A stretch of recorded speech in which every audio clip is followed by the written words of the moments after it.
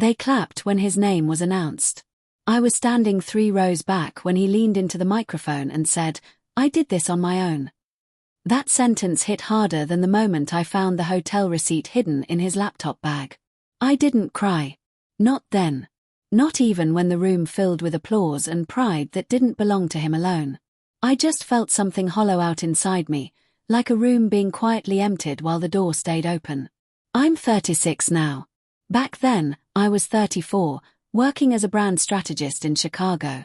We'd been together 9 years. Not a whirlwind romance, something slower, built on shared calendars, mutual sacrifices, and the unspoken agreement that we were a team. Or so I thought. When people talk about emotional distance, they imagine shouting matches or slammed doors. That's not how it happened with us. It was subtler. He stopped asking my opinion. Stopped telling me about his day. Stopped looking up when I entered the room. We still shared a bed, but we slept on opposite sides like polite strangers respecting imaginary borders.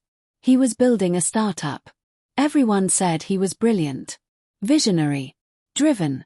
I was the one proofreading investor decks at midnight, rehearsing his pitches with him in the kitchen, quietly paying more bills when his income dried up. I told myself this was what partnership looked like during the hard years. The first betrayal didn't come with lipstick stains or suspicious texts. It came during a public interview. The host asked, "Who supported you when this was just an idea?" He smiled. Confident. Relaxed. "I've always been self-motivated," he said. "I don't really rely on anyone." People laughed. Admiringly. I was sitting in the audience. He didn't look at me. After that, things escalated. I started noticing expenses I didn't recognize. Business dinners that ran late. A new assistant whose name he mentioned often, always casually, always unnecessarily. When I asked questions, he brushed them off with a tired sigh, like I was interrupting something important. "You're overthinking," he said more than once. "You don't understand this world," he added another time. That sentence stung more than I expected. The truth surfaced the night he came home drunk after a launch party. He didn't realize I was awake. He sat on the edge of the bed, phone glowing in his hand, smiling in a way I hadn't seen in months. I heard him whisper, "I wish you were here instead." I didn't confront him right away. I needed to be sure. A week later, I found the messages. Not graphic. Not explicit. Worse. Intimate. Strategic. Promises mixed with ambition. She wasn't just someone he was sleeping with. She was someone he saw as part of his future, because she fit the image he was becoming. When I finally confronted him, it wasn't dramatic. We were standing in the kitchen. The same place we used to plan vacations we never took. "I know about her," I said. He didn't deny it. Didn't even look surprised. He just leaned against the counter and crossed his arms. "She understands me," he said. "You used to, but you changed." I laughed. Not because it was funny. Because it was absurd. So all of this, I gestured around us, was what? Temporary. He met my eyes then. Cold. Calculated. "You were convenient," he said. "You made things easier. But this," he hesitated, "this is bigger than us." That was the moment something in me broke cleanly. No shattering. No mess. Just a quiet snap.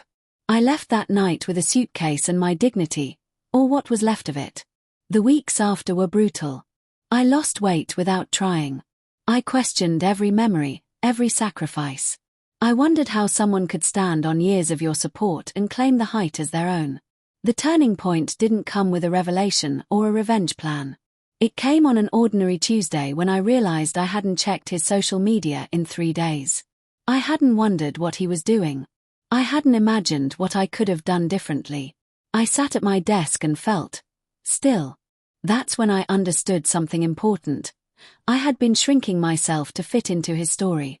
And without him, I finally had room to stand up straight. I didn't rebuild overnight. I didn't glow up dramatically. I just started telling the truth, to myself first. I set boundaries at work. I stopped apologizing for having needs. I stopped romanticizing being overlooked. Months later, I ran into him at a conference. He was surrounded by people again. Laughing. Performing. When our eyes met, he looked away. I didn't feel victorious. I felt free. Because the applause fades. Titles change. People move on to the next success story. But I kept something he never noticed he was losing, the ability to live with myself without rewriting the past. If there's one thing I learned, it's this. Someone can rise quickly by stepping on others, but they'll always be afraid of looking down. And if you've ever been the quiet support behind someone else's success, know this, you were never invisible. You were just standing next to someone who refused to see you. Choose yourself. Not loudly. Not dramatically. Just consistently. That's where real dignity lives.